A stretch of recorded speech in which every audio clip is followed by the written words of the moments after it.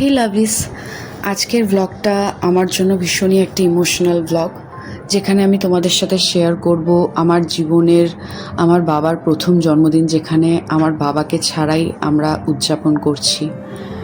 এখন বাজে সকাল 9:30 আর মেয়েকে আমরা রেডি করছি, মেয়েকে নিয়ে যাব। তোমরা এর আগে ছবি দেখেছো, আমি যে ছবি আপলোড করেছি, যে বাবার জন্মদিনে আমরা ঠিক করি যে গোশালাতে গোমাতার সেবা করব। ইনিশিয়ালি যখন আমি আর বোন ভেবেছিলাম এই পরিকল্পনাটা করি, তখন তো এটা শুধুমাত্র আমরা দুজন মিলেই করব এরকমই ঠিক ছিল। কিন্তু পরে যখন সবার সাথে শেয়ার করি, ফ্যামিলি ফ্রেন্ডস, তো তারাও এটার মধ্যে ইন্টারেস্টেড হয়।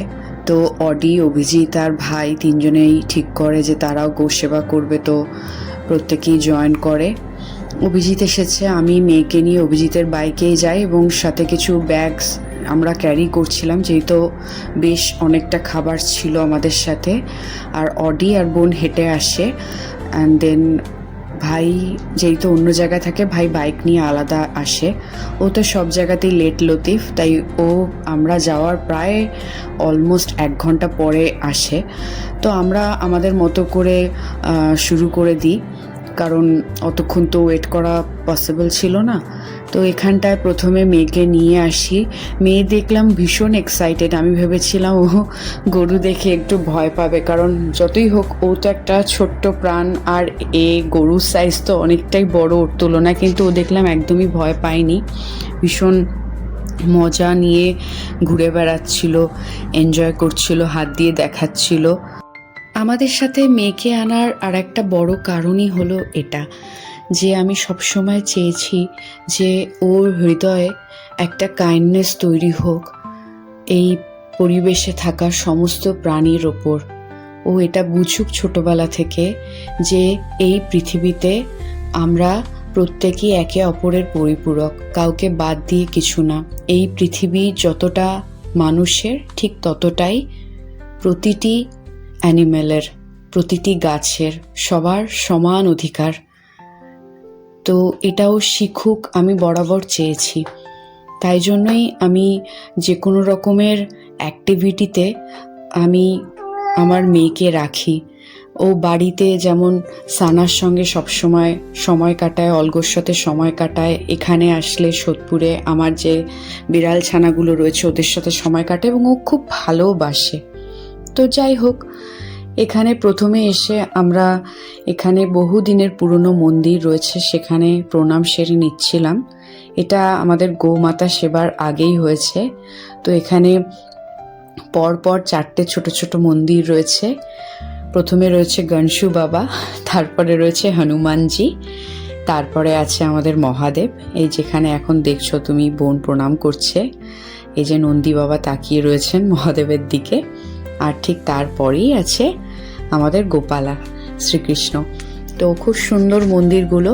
ভেতরে ঢুকে আর ছবি তোলা হয়নি, গেটগুলো দেওয়া ছিল, সেই সময়টা আমরা ভিডিওই করেছিলাম শুধু। যে কোনো মন্দির দর্শন করলেই আমার খুব ভালো লাগে, কিন্তু এটাও ঠিক যে মন্দিরের পরিবেশের ওপরও অনেকটা মনের ভাব নির্ভর করে। দেখবে যেখানে খুব বেশি ভিড় ভাট্টা, আওয়াজ, শব্দ, সেখানে ঠিক ঈশ্বরের প্রতি যতটা পরিমাণ মনোনিবেশ করা দরকার করা যায় না, মানে আমি অন্তত করতে পারি না। আবার যেখানে খুব পিসফুল একটা আবহাওয়া রয়েছে, সেখানে অনেক শান্তভাবে ঠাকুরের সাথে কথা বলা যায়, প্রার্থনা করা যায়। তো এখানেও ঠিক ওই রকমই একটা পরিবেশ ছিল। তো আমরা খুব সুন্দরভাবে বসেছিলাম কিছুক্ষণ, ঠাকুরের কাছে যা বলার বলেছি, দর্শন করেছি, এবং তারপরে আমরা এখানে গো সেবা শুরু করি। এখানে অনেক পায়রা ছিল, তো প্রথমে পায়রাদের জন্য নিয়ে যাওয়া জব, সেগুলো আমরা খাওয়াই। অভিজিৎ এনেছিল প্রচুর কুমড়ো আর গাজর, আর আমরা নিয়েছিলাম রুটি, ও অভিজিৎ রুটিও নিয়ে গিয়েছিল। আমরা প্রায় 60 পিস রুটি ক্যারি করেছিলাম, তার মধ্যে 20 পিস অভিজিতের নেওয়া, আর বাকি 40টা আমরা নিয়েছি। তুমি ওইটুকুনি নিয়েছো কেন? তুমি একটা গোটা নাও না। আরে গোটা না, ওরা নেবে তো। বড়গুলো মুখে দাও, তাহলে ও কি বলে ঝিঙের মতো, কুদরি না, কি বলে এটা, কি ঝিঙের মতন কিছু একটা বললো।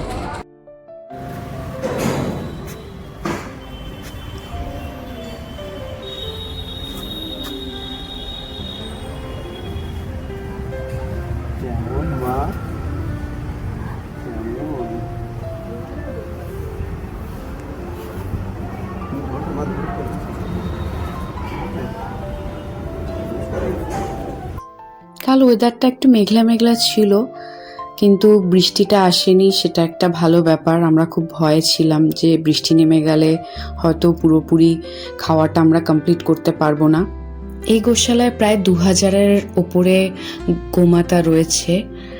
এদের সংখ্যার কাছে আমাদের নিয়ে যাওয়া খাবার খুবই কম মনে হচ্ছিল, কিন্তু কি আর করা যাবে, আমাদের কোনো আইডিয়াই ছিল না এখানে এত সংখ্যায় বাচ্চারা রয়েছে।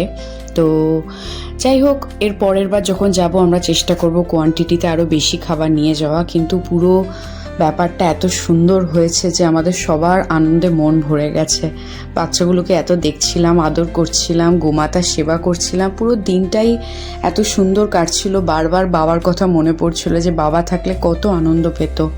আমরা যে সবজিগুলো নিয়েছিলাম সেটা হচ্ছে গিয়ে গাজর, কুমড়ো, ক্যাপসিকামও নিয়ে এসেছিল আডি, তারপরে চিচিঙ্গা আর জব নিয়ে যাওয়া হয়েছিল। বাট এখান থেকে বলা হলো গরুকে জব দিতে না, কারণ ওটা ড্রাই, ওদের শরীরের জন্য ঠিক নয়। তো আমরা জবটা পায়রাদের খাইয়ে দিয়েছি। প্রচুর পাখি রয়েছে এখানে। আর বাকি যে সবজি ছিল সেগুলো ওদের দেওয়া হয়েছে। শসা ছিল, পটল ছিল, এই সমস্ত এদেরকে দেওয়া হয়েছে। আর যেটা লক্ষ্য করলাম যে ওরা সব থেকে বেশি ভালোবাসে রুটি খেতে। এই জন্যই বলা হয় না যে গোমাতাকে রুটি খাওয়ালে সব থেকে ভালো হয়, কারণ ওদের মনে হয় সব থেকে বেশি পছন্দের রুটিটা। ও আর একটা জিনিস তো বলতে ভুলেই গেছি, কলমি শাক। ভাইয়ের হাতে এইমাত্র দেখে আমার মনে পড়লো, অনেকগুলো অনেক আটি কলমি শাক নিয়ে গিয়েছিলাম আমরা, ওটা ওরা খুব পছন্দ করছিল। তো ভীষণই ভালো লেগেছে। বাট ওদের তো দড়ি দিয়ে বাঁধা ছিল, তো ওরা বেশি এগিয়ে এসে খেতে পারছিল না, তাই আমাদেরকে উঠে উঠে গিয়ে ওদের মুখের সামনে ধরতে হচ্ছিল। তো ব্যাপারটা খুব সুন্দর একটা এক্সপিরিয়েন্স হয়েছে। আমি তো ফার্স্ট টাইমই করলাম, আমার কোনো আইডিয়াই ছিল না। প্রথমে একটু একটু ভয় লাগছিল, কারণ আমরা জানি যে গরু গুতিয়ে দেয়, তো ভাবছিলাম যদি মুড খারাপ থাকে, বাট এরকম কিছু হয়নি। সবাই খুব উপভোগ করেছি ব্যাপারটা। তারপর ফেরার সময় তো মেয়ে ঘুমিয়েই পড়েছে। মেয়েকে গিয়ে তারপরে আমি ব্রেকফাস্ট করাবো, ওকে সকালবেলা দুধ খাইয়েই নিয়ে চলে এসেছিলাম। এবার বাবার জন্মদিন আর আমার একাদশী একই দিনে পড়েছে, 25 জুলাই। তো আমি তো একাদশীতে কিছু খাই না, পঞ্চশস্যের কিছু। তো এটাই আমার লাঞ্চ বলো, ব্রাঞ্চ বলো, ব্রেকফাস্ট বলো, এটাই ছিল। পনিরটা মা ঘিয়ে ভেজে দিয়েছিল, আর একটা জল ভরা সন্দেশ বাবার জন্মদিন উপলক্ষে ঠাকুরকে দেওয়া হয়েছিল আর বাবাকে দেওয়া হয়েছিল। আর এটা আমি খাচ্ছি টক দই। তো এটা দিয়ে আমি সব কিছু সেরেছি আমার একাদশী। তো এই ছিল আজকের আমার মিনি ব্লগ। মিনি না, আজকের ব্লগটা তো একটু বড়ই হয়েছে। আশা করি তোমাদের ভালো লাগবে। এইভাবেই আমরা সবাই মিলে বাবাকে ছাড়াই বাবার জন্মদিন কাটালাম, আর কিছু ছবি রাখলাম আজকের। তোমাদের পুরো ব্লগটা কেমন লাগলো আমাকে অবশ্যই কমেন্ট করে জানিও। ভালো লাগলে প্লিজ ফলো করো, সাবস্ক্রাইব করো, লাইক করো। তোমাদের ভালো ভালো কমেন্ট পেলে আমারও মনটা ভালো লাগে। দেখা হবে তোমাদের সাথে নেক্সট ভিডিওতে। ততদিন অবধি খুব ভালো থেকো। জয় গুরু।